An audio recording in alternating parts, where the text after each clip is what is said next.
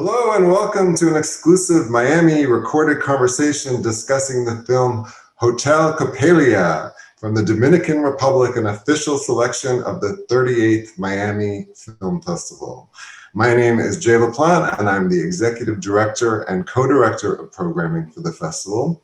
So whether you are watching this right now inside the Silver Spot Cinema or you are tuning in following your virtual viewing of the film, I want to thank you for joining us for this conversation, and please join me in welcoming our filmmaker, José María Cabral. Hello, José. Hey, how are you? I'm so happy that the festival is going. It's very important for people to keep watching films, even in these horrible times. And I'm really excited to show the movie here at the Miami Film Festival.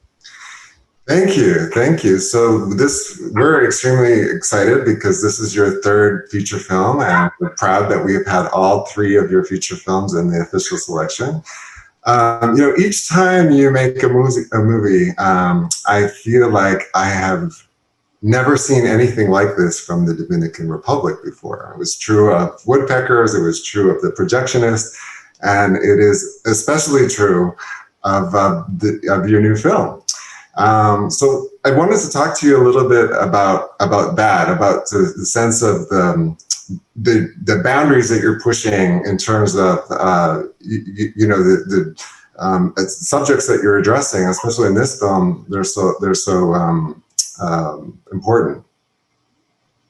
Yes, I mean, I was really fascinated by story. Like right now, I'm looking for stories, period films, and I was really fascinated by going back and in this very important, crucial time in the Dominican Republic's democracy, which, I mean, we had more than 30 years of a dictatorship from Trujillo, and this happens 4 years after that, and it's people like fighting for the Constitution, for the right. And I wanted to explore that, and so I started researching and stuff, and that's how I made the film. And I think it's different than my previous films, but it's also, in a way, there's I think there's similarities in that there's something I want to say. I want my characters to speak for a bigger reason, and I think, well, that's why I made the film. Another thing I'm struck by in this movie is that it feels really like a tribute to Dominican women and their strength and their place in history. How did you come to make that a central focus of Hotel Coppelia? In particular, I'd like to talk about one of the historical figures that. Yes, I mean, it was quite a ride. I started reading books about the Civil War and the American intervention, and then I started reading. There's very few things about women during the Civil War, so I started to interview anonymous people. I started to find on the street. I mean, people who fought, who were there, and I came up with several sexual workers that were working during the Civil War, and that's ignited some spark. And I also found out that there was a brothel in the colonial zone where the action was quite happening, and I mean, the story is inspired in real events, but the brothel is fictional, because I always thought, what would have happened in that brothel during that time? And so I used the brothel to, in a way, everything that's happening inside the brothel, it's happening outside. I mean, for me, the country is the brothel. That Hotel Coppelia is the country, and everything that's happening inside, it's a reflection of what was happening real outside in the streets.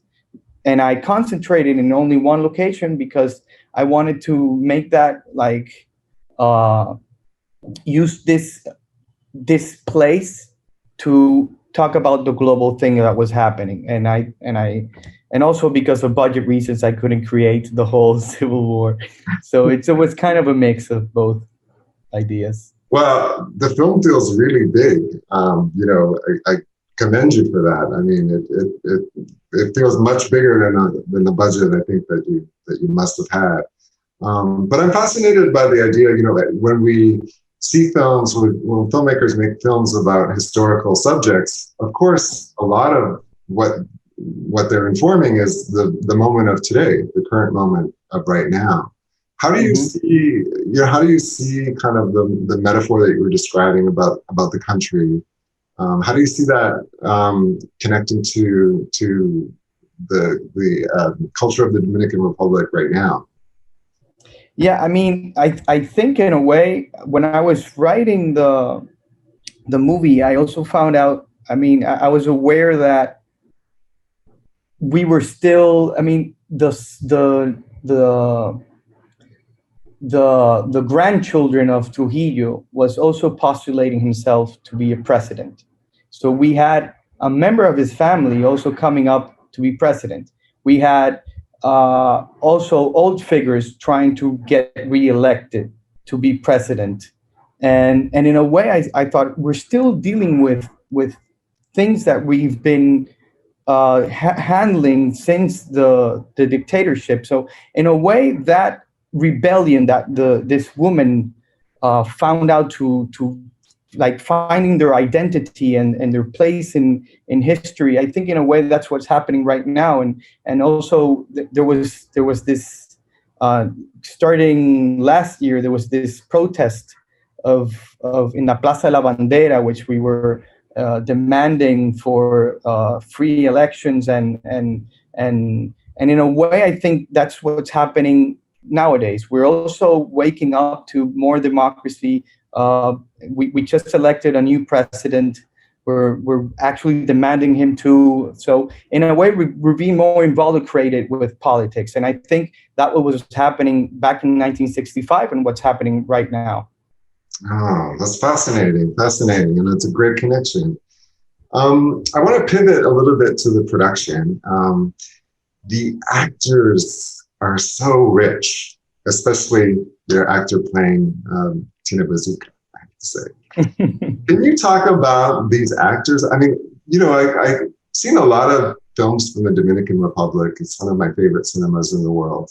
But a lot of these actors were new to me, and they are so connected with their characters. I forgot that they were actors. Can you tell me about some of the actors and the work that you did with the cast? Yes, of course. I mean, they're very, very talented actresses that we had in Hotel Coppelia, and also the actors. I mean, Lumi Lizardo, this was my first time working with her. And I think she made a terrific job being the madame of the brothel. She has a presence, or just her looking at the other woman. I mean, there's a force there. And also working with Nashla Bogar, which she's here quite a figure and an actress, very well known. We made a documentary called Isle of Plastic, and right now this was the first collaboration in something fictional. And she's very talented too. I really like what she did. Jazz Vila doing Betty, also very talented. I knew him in Spain about 2-3 years ago. He was in Juan de los Muertos. And Cindy Lundi, which is Marie. She's, I think, one of the most talented actresses we have. I'm also making another movie with her. And also Ruth Emeterio, who did Tina Bazooka. I think she steals quite of the show too, because he has the character is real. It's very powerful and comes into the story to tell something to Gloria and to the other woman of their identity and how to be powerful as her. And the actors too. I mean, Nick Cersei was really cool to work with too, and I think it was a very good cast, and they did an excellent job. Yeah, it's a fantastic ensemble. The battle sequences, was it complicated to shoot? I mean, I imagine so, but you're a very experienced filmmaker. What kind of issues or challenges did you run into in shooting those battle scenes? Well, I mean, always time. We had one day for the whole battle. What? Oh my And gosh. yeah, we had 2 days. One day was the whole battle, and then the other day was on the rooftop. So in a way, we had 2 days, but the whole battle from the ground was one day, and it was just, I mean, there was some stuff that we knew beforehand. We were prepared, and it was rehearsed, and some of it was improvised on the set. And let's try this, let's try that, let's try this thing, and we were finding out the scene, and we were there just flowing with the scene and trying this and trying that.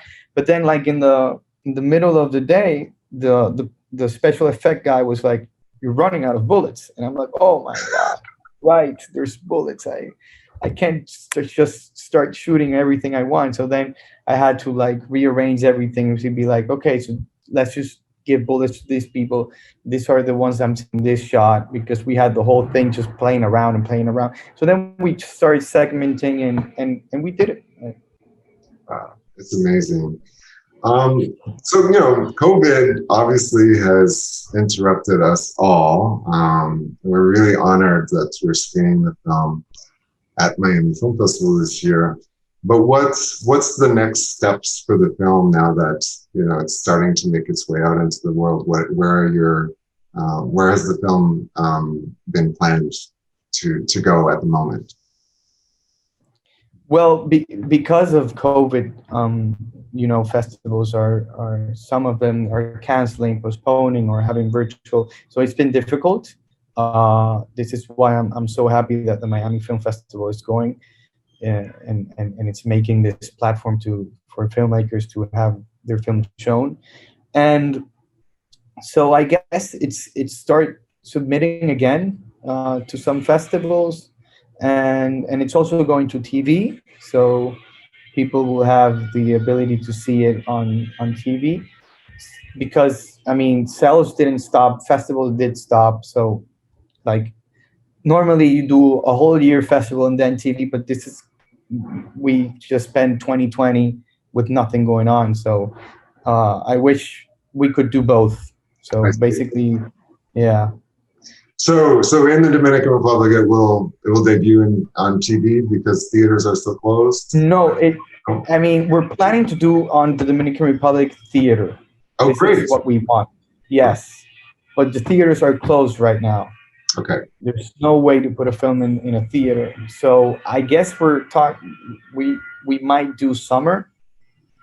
I hope we do summer, but our idea and our main goal is to premiere in theaters. I'm a theater person, and I really like to do the theater experience.